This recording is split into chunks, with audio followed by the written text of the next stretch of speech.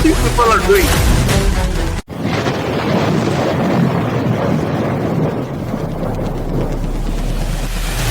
सूर्याय नमः चंद्रमा मनसा नक्षत्रा नामाधिपते समारब्धस्मिन् देवोत्तिकुं स्वाहा नक्षत्राधिपतये चंद्रमनसा इदं नमः बृहस्पतिं ब्रह्मणो अधिपते समारब्धस्मिन् देवतु स्वाहा ब्रह्मणाय इदं नमः अन्नागुं साम्राज्य नामाधिपते सर्वारब्धस्मिन् देवतु स्वाहा औषधे नामाधिपते सोमाय इदं नमः सविता प्रसाद नामाधिपति पति समा रुद्रस्मिन् देवते स्वाहा वसु नामाधिपति रुद्राय नमः अपा उपा प्रोष्याम ओम कष्टा रूपा नामाधिपति समापति रुद्रस्मिन् स्वाहा रूपा नामाधिपति रुद्राय नमः पितरः पिता मातरावरे ततस्ता तमाहाय मातुता अस्मिन् कर्मच्ये क्षेत्रस्य वासित्यास पुरोदयामावस्मिन् कर्मन्यास देवतुभ्यं स्वाहा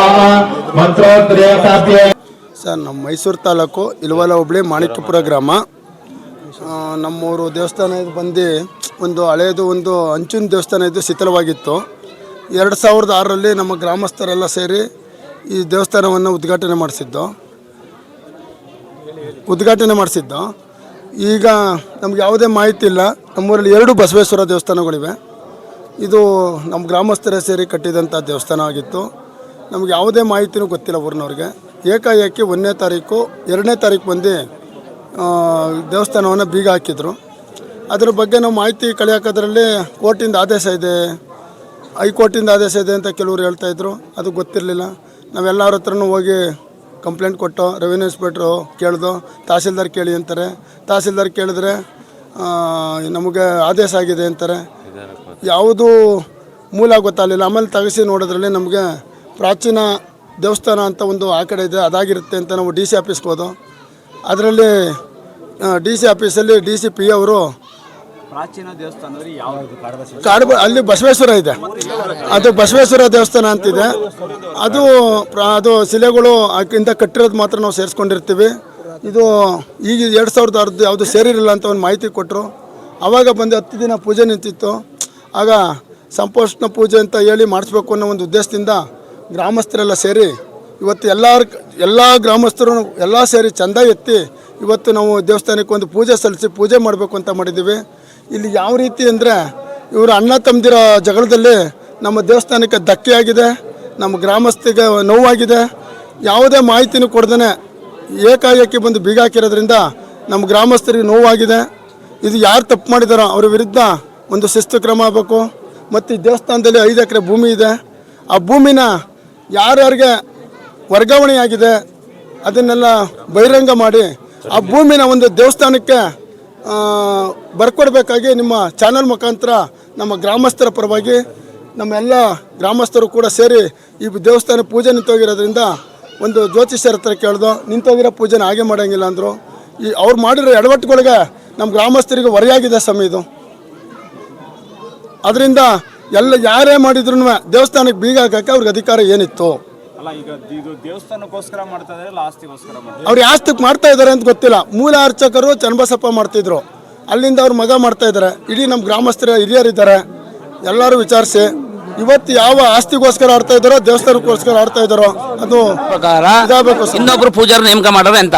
ಈಗ ನಿಮ್ಮ ಊರಲ್ಲಿ ಯಾರು ಪೂಜೆ ಮಾಡಬೇಕು ಅನ್ನೋದು ನಿಮ್ಮ ಅನಿಸಿಕೆ? ಮಾತಾಡ್ತಿದ್ದು ಸರ್, ಇವರೇ ಮಾಡ್ತಿದ್ದು. ಅವರು ಮೊದಲು ಮಾಡ್ತಿದ್ರು, ಯಾರು ಪೂಜೆ ಮಾಡಿದ್ರೆ ನಿಮ್ಗೆ ಅವಕಾಶ ಕೊಡಲ್ಲ.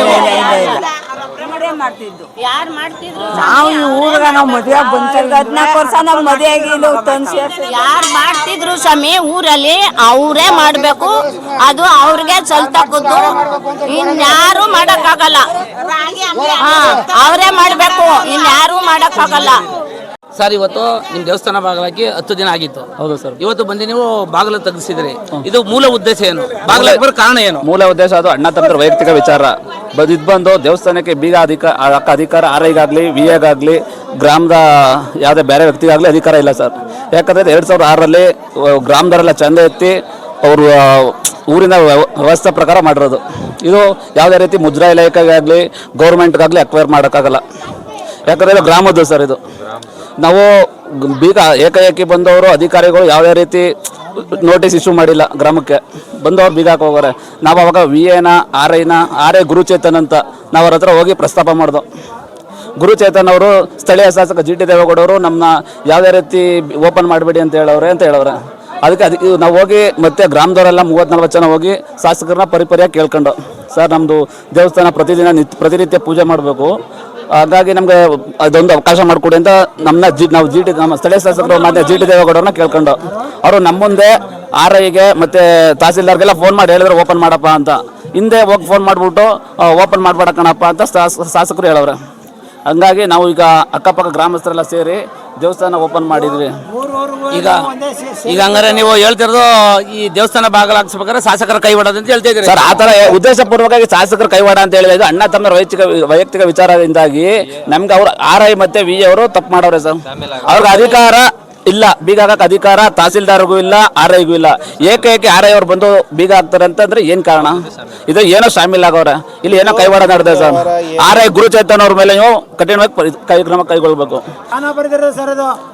ಬರ್ದಿರೋದ್ನ ಇವರು ಇದು ಏನೋ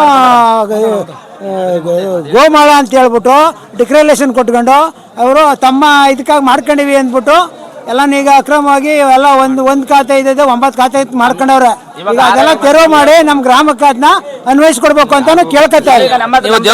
ಈಗ ನೀವು ದೇವಸ್ಥಾನ ಹೆಸರಲ್ಲಿ ಜಮೀನು ಕೊಳ್ಳೆ ಹೊಡೆದವ್ರೆ ನೀವು ಹೇಳ್ತೀವಿ ಸರ್. ಖಂಡಿತ ನಮ್ದು ಈ ಮೂಲಕ ನಾವು ನಮ್ಮ ಗ್ರಾಮಸ್ಥರ ಈ ಮೂಲಕ ಕೇಳೋದೇನಂದ್ರೆ ಸರ್, ಗ್ರಾಮಕ್ಕೆ ನಮ್ಗೆ ಹಳಬರು ಯಾರು ಪೂಜೆ ಮಾಡ್ತಾ ಇದ್ರು ಅವರೇ ಪೂಜೆ ಮಾಡ್ಬೇಕು, ಮುಂದೆ ಅವರೇ ಪೂಜೆ ಮಾಡ್ಬೇಕು. ಇನ್ನೊಂದು ವಿಚಾರ ಏನಂದ್ರೆ, ಈ ಗ್ರಾಮದಲ್ಲಿ ನಮ್ಮ ದೇವಸ್ಥಾನ ಪರವಾಗಿ 5 ಎಕರೆ ಹತ್ಕೊಂಡೆ ಜಮೀನು ಇದೆ ಸರ್. ಅದು ನಮ್ಗೆ ದೇವಸ್ಥಾನಕ್ಕೆ ಏನೈತೆ ಅದು ಮಾಡ್ಕೊಡ್ಬೇಕು. ಈ ಮುಖಾಂತರ ನಾವು VA ಅವ್ರನ್ನ VA ಅರ್ಜುನ್ ರಾಯ್, ನಮ್ಮ ಗ್ರಾಮ ಪಂಚಾಯತಿ ಮಾರ್ಕೊಂಡಳ್ಳಿ VA ಅರ್ಜುನ್ ರಾಯ್ ಇದ್ದಾರೆ, ಮತ್ತೆ ನಮ್ಮ ಇಲ್ವಾಲ RI ರೆವಿನ್ಯೂ ಇನ್ಸ್ಪೆಕ್ಟರ್ ಗುರುಚೇತನ್ ಸರ್ ಇದ್ದಾರೆ, ಮೈಸೂರು ತಹಸೀಲ್ದಾರ್ ಮಹೇಶ್ ಕುಮಾರ್ ಇದ್ದಾರೆ. ಇವ್ರಿಗೆಲ್ಲ ನಾವು ಕೇಳ್ಕೊಳ್ಳೋದೇನಂದ್ರೆ ನಮ್ಮ ಗ್ರಾಮಸ್ಥರ ಮುಖಾಂತರ ನಮ್ದು ಅದೇನು 5 ಎಕರೆ ಹತ್ಕೊಂಡು ಜಮೀನು ಇದೆ ಅದು ಗ್ರಾಮಕ್ಕೆ ಮಾಡ್ಕೊಡ್ಬೇಕು. ನಾವು ನಮಗೆ ಮಾಡ್ಕೊಡಿ, ನಮ್ಮ ಅಣ್ಣಂಗೆ ಮಾಡ್ಕೊಡಿ, ನಮ್ಮ ತಮ್ಮಂಗೆ ಮಾಡ್ಕೊಡಿ, ನಮ್ಮ ಮನೆಯವ್ರಿಗೆ ಮಾಡ್ಕೊಡಿ ಅಂತ ಕೇಳ್ತಿಲ್ಲ ಸರ್. ಯಾರಲ್ಲಿ ನಮ್ಮ ಮನೆಯವ್ರಿಗೆ ಮಾಡ್ಕೊಡಿ ಅಂತ ಕೇಳ್ತಿಲ್ಲ, ನಮ್ಮ ಗ್ರಾಮಕ್ಕೆ ನಮ್ಮ ದೇವಸ್ಥಾನದ ಹೆಸರು ಮಾಡ್ಕೊಡಿ ಅಂತ ಕೇಳ್ತಿರೋದು.